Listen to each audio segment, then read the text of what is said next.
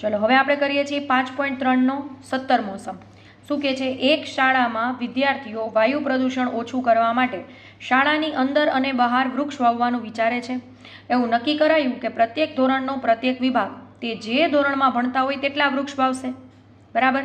દાખલા તરીકે ધોરણ 1નો વિભાગ 1 વૃક્ષ વાવશે, ધોરણ 2નો વિભાગ 2 વૃક્ષ વાવશે અને આવું ધોરણ 12 સુધી થશે. આ છે રોમન નંબર 12, 10, 11 ને 12, x એટલે 10, 12 સુધી ચાલશે. દરેક ધોરણમાં 3 વિભાગ છે. આ વિદ્યાર્થી દ્વારા કેટલા વૃક્ષનું વાવેતર થશે? કેટલા વૃક્ષનું એટલે આપણને કુલ પૂછે છે. બરાબર છે. જ્યારે પણ તમને આવો સમ આપે, ખબર ન પડે કે આમાં an છે કે sn, તો ગોતવાનું ક્યાંક તો તમને કુલ શબ્દનો સમાનાર્થી અથવા કંઈક આપેલું હશે, એટલે અહીંયા આપણે sn ફાઇન્ડ કરવાનો છે. આ anનો સમ નથી. અને વધુ પડતા આ રીતના જે મોટા થિયરીના જેટલા સમ્સ છે એ બધા snને રિલેટેડ જ હોય છે, એટલે એ આપણને એક માઇન્ડમાં ક્લિયર હોવું જોઈએ. હવે આપણે અહીંયા ધારણા છે એને થોડુંક આપણે વાસ્તવિક રૂપ આપીએ. તમને સમજાવું તો ધોરણ 1ના વિદ્યાર્થીઓ 1 વૃક્ષ વાવશે, ફિક્સ છે. પણ એ ધોરણ 1માં પાછા કેટલા વિભાગ છે? 3, A, B ને C. તો માની લો કે A વિભાગ 1, B વિભાગ 1 અને C વિભાગ 1 વાવે, તો ધોરણ 1ના વિદ્યાર્થીઓ કેટલા વૃક્ષ વાવે? 3. પછી એવી રીતે ધોરણ 2, હવે ધોરણ 2ના વિદ્યાર્થીઓ કેટલા વૃક્ષ વાવશે? 2. પણ ધોરણ 2માં પણ કેટલા વિભાગ છે? 3, A, B ને C. તો A વિભાગ 2 વૃક્ષ વાવશે, B વિભાગ 2 વૃક્ષ વાવશે અને C વિભાગ પણ 2 વૃક્ષ વાવશે. તો ટોટલ કેટલા વૃક્ષ વાવશે? 2 ને 2, 4 ને 2, 6. તો ધોરણ 2ના વિદ્યાર્થીઓ કેટલા વૃક્ષ વાવશે? 6. આગળ વધીએ.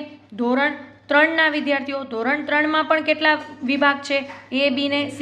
અને એ લોકો ધોરણ 3માં છે, તો એ દરેક વિભાગના વિદ્યાર્થીઓ કેટલા કેટલા વૃક્ષ વાવશે? 3 વૃક્ષ વાવશે. એટલે 3 ને 3 6 અને 3 9. તો ધોરણ 3ના વિદ્યાર્થીઓ કેટલા વૃક્ષ વાવશે? 9 વૃક્ષ વાવશે. તો આ રીતે આપણે સમાંતર શ્રેણીનું સર્જન કરી શક્યા. કઈ રીતે? તો કે ધોરણ 1ના વિદ્યાર્થીઓમાં 3 વૃક્ષ, ધોરણ 2ના વિદ્યાર્થીઓમાં 6 વૃક્ષ અને ધોરણ 3ના વિદ્યાર્થીઓમાં 9 વૃક્ષ. આ રીતે કન્ટિન્યુ આગળ વધશે અને આપણે શોધવાનું છે ધોરણ 12 સુધી, એટલે આપણે શોધવાનું છે S12. હવે આમાંથી A અને D શોધી લઈએ.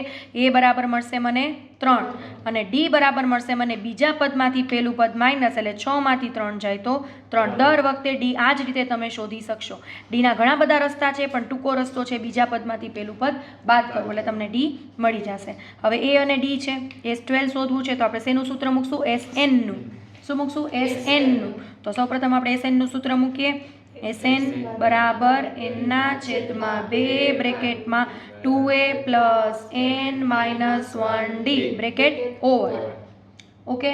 હવે SN જે છે એ આપણી પાસે નથી, પણ n બરાબર છે શું છે? 12. તો અહીંયા SNની જગ્યાએ હું શું મૂકીશ? 12. તો મેં તમને શીખવાડ્યું કે nની જગ્યાએ 12 મૂકો, તો અહીંયા પણ nની જગ્યાએ 12 અને અહીંયા પણ nની જગ્યાએ 12 મૂકવાના રહેશે. તો હવે n બરાબર મૂકશું આપણે 12, એના છેદમાં 2 બ્રેકેટ શરૂ 2. એની વેલ્યુ આપણને આપી છે કેટલી છે? 3.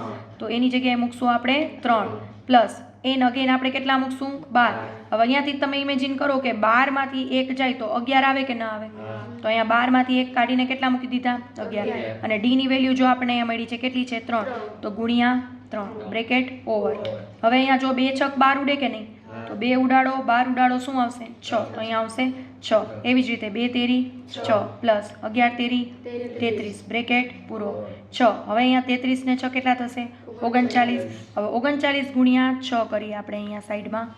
6 નવા 54 વધી ચડી 5, 6 તેરી 18, 18 ને 5 23, તો 234. તો આમ લખશું. આમ વિદ્યાર્થીઓ દ્વારા 234 વૃક્ષનું વાવેતર થશે. સમજાય છે? તો સમ છે જ ખાલી દેખાવમાં મોટો, બાકી જો તમે આને સિસ્ટમેટિકલી આ રીતે થિયરિકલી સમજવાનો પ્રયત્ન કરશો, આવું તમને લાગે કે બોર્ડમાં દીદી અમે આવું થોડું કરી શકું, શું કામ ન કરે? ભલે ને કરો ને. આપણે બોર્ડમાં જે આન્સર છે એ મહત્વનો છે, તો આન્સર આપણો આવી ગયો છે. શું આવ્યો છે? પછી ભલે તમે આ વર્ક રફમાં કરો, તમને એક પેજ રફમાં આપે છે, તો આવું વર્ક તમે રફમાં કરો. ડાયરેક્ટલી તમે કરો કે આમ સમાંતર શ્રેણી રચાશે 3, 6, 9 અને એના ઉપરથી A બરાબર 3, D બરાબર 3 અને પછી S12 શોધી લ્યો. તો આ રીતે તમારો સમ બહુ નાના એવા સ્ટેપ્સમાં પૂરો થઈ જશે. એટલે રકમ જોઈને ક્યારે એવું જજ નહીં કરવાનું કે આ રકમ બહુ મોટી છે, મને આવડશે નહીં. ક્યારે પણ એવું જજમેન્ટ નહીં લઈ આવવાનું કે બહુ મોટી રકમ છે, મને નહીં સમજાય, કોઈ દિવસ નહીં. પહેલાં રકમ વાંચો, ધીમે ધીમે એને સ્ટેપ બાય સ્ટેપ સમજતા જાઓ, સ્ટેપ બાય સ્ટેપ મગજમાં ઉતરતું જશે. એનું એક નાની એવી નોટ્સ બનાવો, નોટ્સ ઉપરથી સૂત્ર મૂકો, સૂત્ર ઉપરથી સાદુરૂપ. અને સાદુરૂપમાં મેં તમને અગેન કીધું એવી જ રીતે કે સામાન્ય એવા સરવાળા, બાદબાકી, ભાગાકાર, ગુણાકાર આવું તમને આવડવું જોઈએ. ન આવડતું હોય તો શીખી લો, હજી મોડું નથી થયું, ઘણો સમય છે આપણી પાસે, શીખી લેવાનું.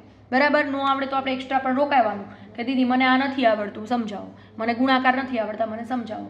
તો આ તમે વ્યવસ્થિત રીતે એક વખત પ્રેક્ટિસ કરી લેશો એટલે મને એવું નથી લાગતું કે તમને આ ન આવડે. સાવ ઇઝીમાં ઇઝી સમ છે. બરાબર, તો અહીંયા આપણે કરીએ છીએ 17મો દાખલો પૂરો.